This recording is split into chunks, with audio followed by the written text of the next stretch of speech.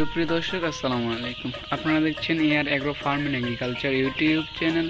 আজকে আমি আপনাদের দেখাবো 1 থেকে 12 দিন বয়স পর্যন্ত মুরগির বাচ্চার কি কি ঔষধ প্রয়োগ করতে হবে এবং কি কি পদ্ধতি মেনে চলতে হবে এবং কি কি পদ্ধতি মেনে চললে মুরগির বাচ্চা খুব সুস্থ, সুন্দর এবং চঞ্চলতা থাকবে, সে সম্পর্কে আমি আপনাদের আজকে জানাবো।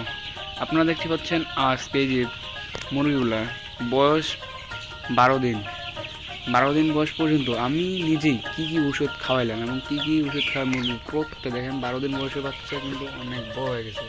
এটা কিন্তু সোনালি মুরগির বাচ্চা। আজকে থেকে 12 দিন বয়স পর্যন্ত কি কি ওষুধ খাওয়াইলাম এবং কি কি কারণে মুরগির বাচ্চা এত সুস্থ এবং মুরগির সবচেয়ে বেশি মৃত্যুহার কীভাবে কমানো যায়, এইটার জন্যই আজকে আমরা এই ভিডিও শুরু করলাম।